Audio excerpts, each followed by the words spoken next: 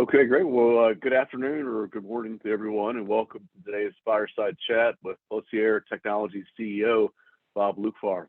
I'm James West, and I run the Sustainable Technologies and Clean Energy team for Evercore ISI. Pellucere Technologies develops and manufactures advanced optical coatings for a wide range of energy and industrial needs. The company's flagship product is More Sun, the world's first field-installable, anti-reflective, anti-soiling solar coating that can improve solar energy production with unmatched AR performance. The company's unique talus dirt rejection technology is incorporated in many Pellucere products, including More Sun, using a proprietary nanostructure. The silica-based coatings go beyond traditional hydrophobic coatings to prevent dirt and dust from adhering to surface. In energy, building management, automotive, defense, other industries, Pellucere Technologies is leading the way with cutting-edge optical coatings. Bob is the CEO and previously served as CEO for several growth stage companies, including Conex Tech, Tessar Solar, Natchi CNG Solutions, as well as president of BP's Wind Energy and North American Power business units. Bob has over 30 years of expertise in senior strategy and executive roles in the energy industry. He's a graduate from the University of Carolina at Chapel Hill, included an MBA at the Wharton School. We especially like him because we are also a fellow Tar Heel. So, Bob, thanks for joining me today. Yeah, great to be here, James. Thank you very much. Of course. Well, look, the energy transition, obviously a big theme. Solar is one of the fastest growing, if not the fastest growing, renewables, helping us get towards net zero. Can you talk to us about how the company got started, or maybe give us the high level pitch for the business? Yeah. So, I guess let me start by saying, I don't think most people think a lot about coatings and the impact that coatings can and are having on the energy transition. And so maybe today we'll get a little bit of an insight on that, but it is odd to say this together, but coatings is a very exciting area in the industry right now because we're really seeing some really interesting innovation. So Pellucere is a combination of two university spinouts, one from Oregon State University and one from the University of Arkansas. And both of the teams at the two universities were working on some really innovative applications of nanotechnology, and particularly around silicon nanoparticles, and incorporating those into new structures for coatings. Both of the teams, though they were pursuing very different chemistry pathways, we're trying to achieve better anti-reflective and anti-soiling performance, and both looking at, among other applications, aiming some things at the solar industry. So we put both of those companies together into Pellucere and have developed what I think are now, really without question, the industry's leading anti-reflective solar coatings for both the factory and, importantly, for the field. So maybe spend just a second, if I can, James, and kind of explain, what does this stuff do? Why do you even care about it? And all of that, right? So in solar energy, right, priority one is get more energy through the glass and onto the silicon, right? So you can convert it into electricity. When you have air glass interface and light is traveling through the air and then it hits the glass, you lose about 4% of your energy just to reflection. So the job of the anti-reflective coating is to minimize that loss. And for our coatings, we can minimize that loss, cut it down to about a half a point or 0.7. Yeah, so really get the very best transmission that you can possibly get. That's the lowest cost watt you can get on a solar panel. And it's, step one is get more energy onto the silicon. And that's really what the anti-reflective coatings are for. And that's their primary job. Every solar piece of solar glass out there in the world today is going to have an anti-reflective coating of some sort or another. And then, of course, our product is designed, as you mentioned at the beginning, to also have this really interesting, unique nano surface structure that prevents soil from accumulating. So soiling is a huge problem in the solar industry. A recent study estimated we lose about $3 billion a year in energy to soiling. And so having this unique surface structure reduces that soiling rate, in our case, by about 90%, according to NREL. Yeah. Okay. So okay, very interesting. Well, wait, sorry, go ahead, Bob. No, please. Oh, I was going to ask you about the kind of the leading products that you have, More Sun, AR Shield, and the Talus anti-soiling products, and how those technologies or those products work. Yeah, so we have a couple of different versions of those products. We have a factory Sure. version, and we have a factory version. We have a field version. Let me, if I can, I'll show you quickly a couple of interesting things. This Yep. shows you a bit of, and hopefully this will come across, but this shows you a bit Yep. of the what the product looks like after a year in the desert with no washing, and you can see this kind of dramatic difference on the soil rates. On the right-hand side, obviously, is coated. On the left-hand side, it's not coated, and that represents about an additional 10% energy coming through those solar modules in the picture. So what we're seeing on the field installed product is a way to bump energy on modules that do not have a factory AR coating, and we can increase energy by about 3.5 to 4.5%.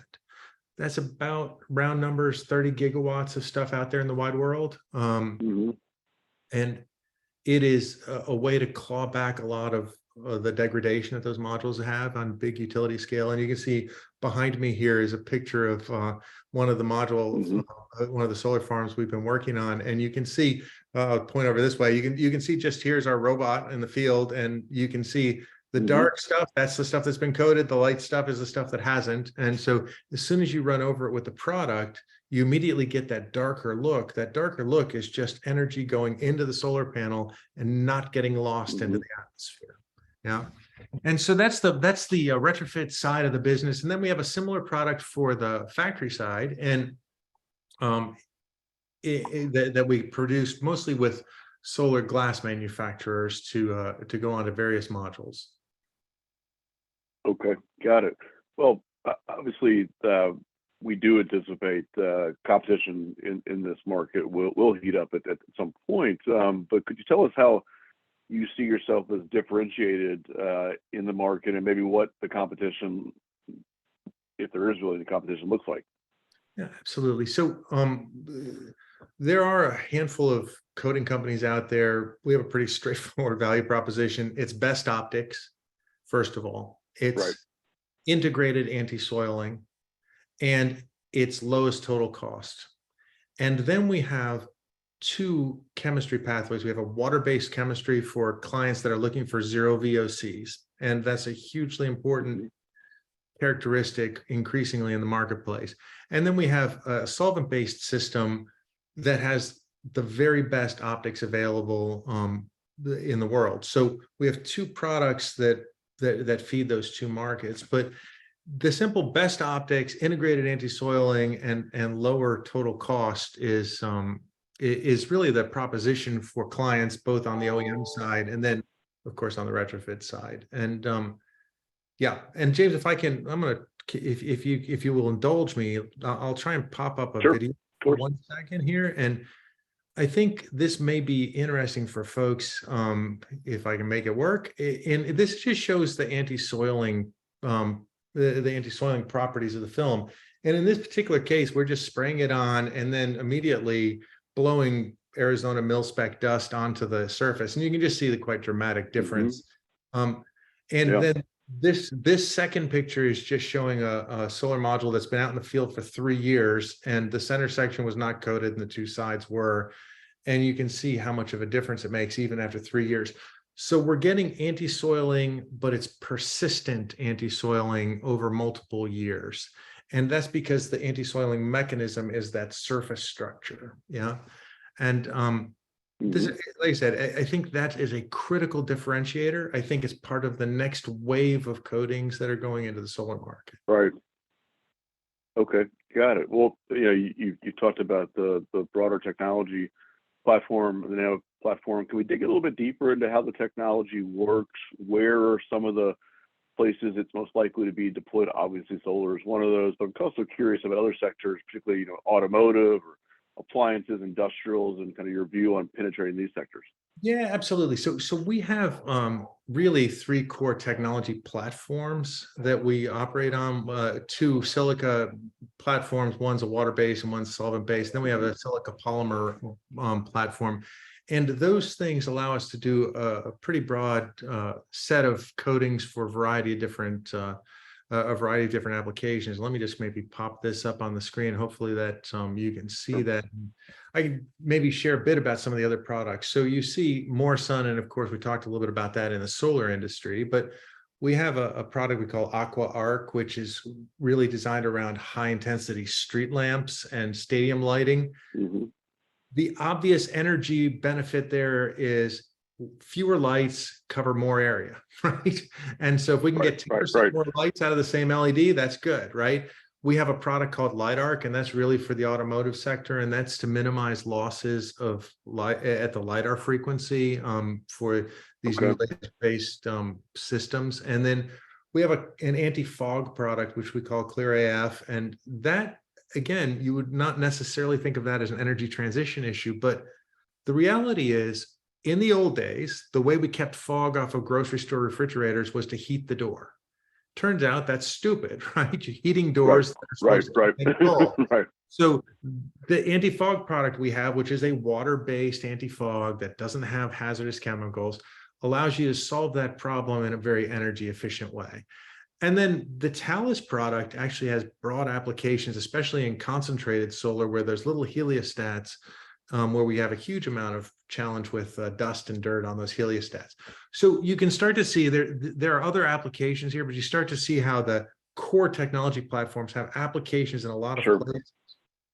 Now, no, definitely very much scalable. Well, maybe if we come back to solar, obviously solar is significant and growing rapidly.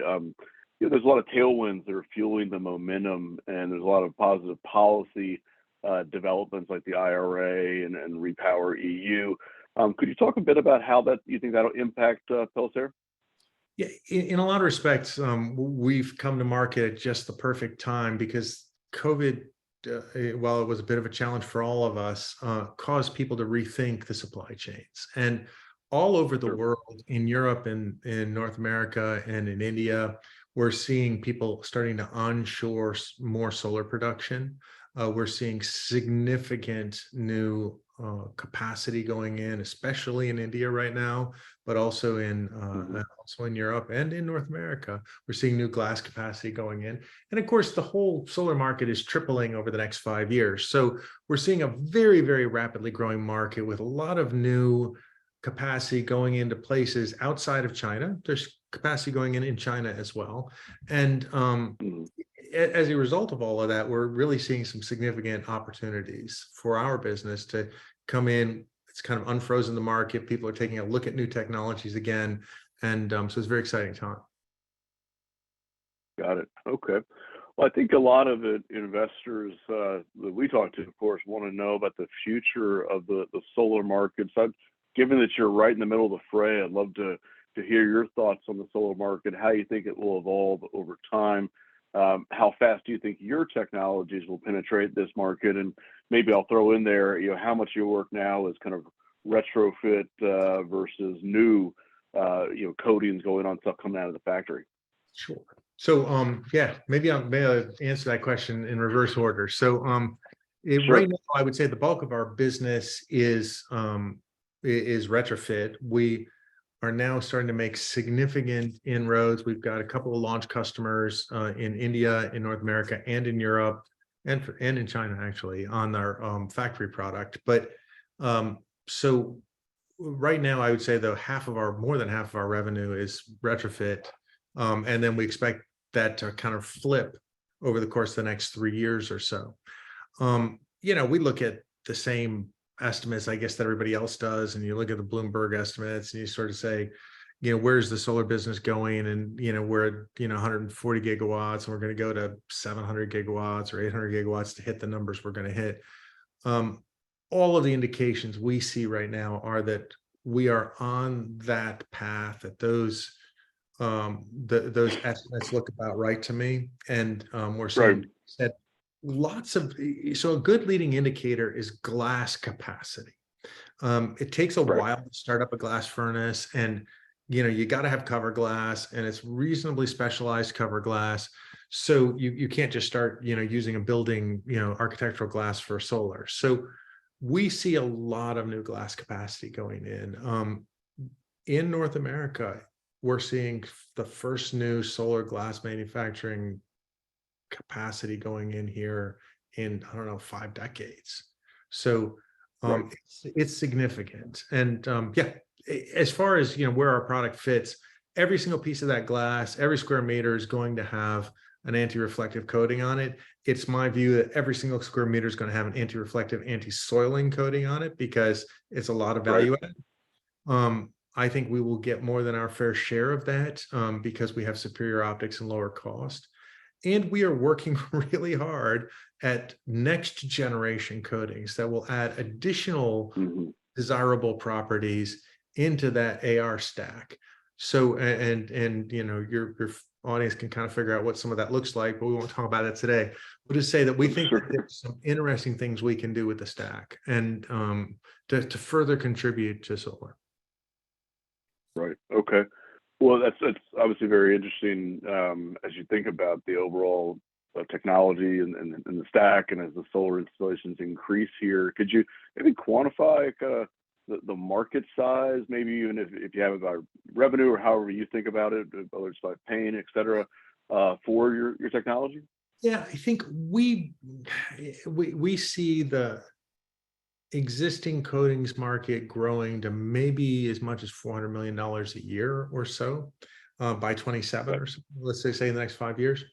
So it's a significant market on an annual basis. Um, there are a couple of potential further tailwinds that could expand that pretty significantly. One is we're seeing more and more modules getting created with bifacial technology, meaning glass on the Hmm. front and glass on the back. The glass on the back is an uncoated glass. The glass on the front is coated. We think that we can add a lot of value by coating glass in the back. Right now, we have to figure out how to get people to pay for bifacial modules, right? Which the industry is struggling with right Right. now. Um, I think that we can see some significant benefit to coating the bifacial modules. And if we start going down that path, we could literally double the market size. And then Okay. some of these other value added elements into the coding stack create some headroom, some further headroom. So significant market growing really rapidly with a lot of headroom for innovation in a number of different areas. Right. James, one of the big challenges the industry has is figuring out how to price these solar modules in a way that's a little more nuanced than the way we have Right. today. Today, it's, cents per watt, right? 25 cents a Right. watt, doesn't matter, it's all the same. And the reality is that's a flash test, it's direct normal. We can design a coating that gets you better off axis transmission and generates more energy over the course of the day. Right. If our customer is not getting paid for it, they're not going to pay us for it. We can design a coating that gives you better energy when you're getting a dust storm. If our customer, so we're going to have to figure out how to create, I think, more nuanced pricing models, over Sure. time. Fair enough. Well, maybe we'll shift gears for a second here. We've seen a lot of partnerships recently around the value chains in renewables and in clean tech and in certainly energy transition in general. A lot of partnerships being announced. Could you talk about any partnerships that you have, and what your go-to-market strategy is, and how do you plan on expanding your sales channels? Sure. So we have in the retrofit business, we have a number of partnerships with some pretty significant leading O&M providers in North America and Europe, Mhm. in the Middle East, and we've started to develop some in India as well, as we start to go into the Indian market with our retrofit business. That's a market that heavily depends on that synergy between a company like ours, which makes robots and makes solution, and an O&M provider that can install the product at big scale, like the picture you see behind me. And then Right. on the glass manufacturing side, Typically we have a direct sale to the glass manufacturers that are making the Okay. solar glass.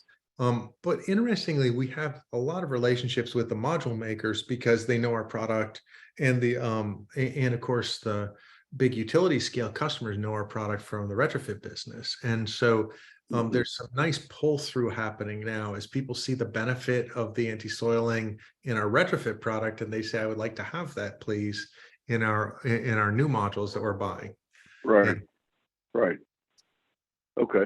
Okay. Well, that makes a lot of sense. So, what are your? I mean, and you've highlighted some geographies already, but what are kind of the key markets today? Where do you envision key markets longer term, and how do you plan to expand across these geographies? Broader than say the U.S., Canada, Germany, India, Taiwan. yeah, so on our retrofit business today, we are active in North America, in Northern Europe, and increasingly in Southern Europe.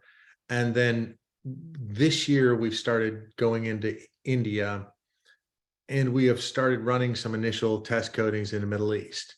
One of the most exciting things about the retrofit business is that while we have this anti-reflective product that's great for all of those modules that don't have an AR coating, we're developing a new anti-soiling only product that can go Okay. into places like the Middle East or like Atacama and Chile, where you just have these huge dust problems. And it's a specialized product that allows you to go over the top of a factory AR coating without interfering with the optics. And so that could double the Okay. size of our retrofit business.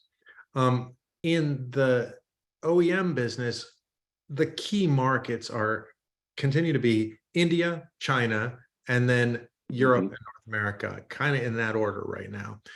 We have manufacturing facilities here in North America. We're in the process of setting up chemistry manufacturing in India. We've got we've already got a manufacturing capability in Germany, and we will be setting up something in Far East. We're still trying to decide where we're going to locate this sometime later this year, primarily for the Chinese market. We have where we have a number of customers that are going to start using our product in the factory. Okay. Well, one last question for me, Bob, and anybody that's listening in, feel free to put questions in the Q&A box, and I'm happy to send them Bob's way. But what are the key milestones that we should think about as we watch you guys over 2023 and into 2024? So first and foremost, most important thing is getting a good launch into the OEM market, and that's our priority for this year, primarily in India. We are officially launching our anti-fog product this year with an Okay. anchor customer in North America on the commercial refrigeration side, and in Europe on the residential mirror side. So our expectation is that we'll get that product out to market. And I'd say those are the most critical milestones. If we can succeed, and I'm confident we will, in establishing a firm foothold in the Indian market and in the European market, and continue to do some work in China on the OEM side for solar, our retrofit business continues to grow, and we can establish some of these next generation products like anti-fog, then I think the company is really on an outstanding growth trajectory. And I mean, look, we've gone from we've gone from $400,000 in revenue in 2020 to $15 million this year. So it's been a pretty Sure. steep curve so far, but I think we're going to Sure. continue on that trajectory.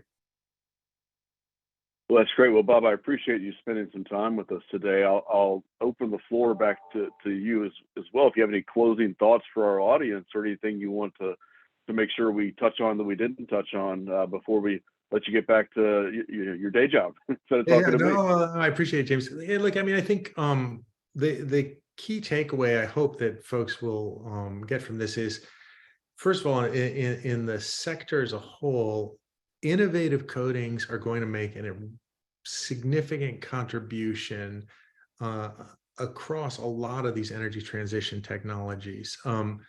We are able to do a lot of things at the nanoscale that we were unable to do previously, that will make things more energy efficient and generate more energy in the case of solar, and achieve certain properties that help move this all along. And you just see that in little things like the anti-fog product. And so I think these are very interesting markets that really like high innovation and really like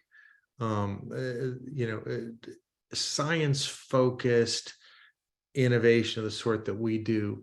The old days of coatings means paint and paint does not innovate is not kind of the world we're in right now. Right. This is Right. a sector that went through a low innovation period, and it's now going through an extremely high innovation period, and Right. it's a very exciting time. Well, great. Well, Bob, thanks again for your time today. Congratulations on the success you guys have had so far and the continued success of the business. And we will touch base again soon. Perfect. Thank you. Thanks very much, James.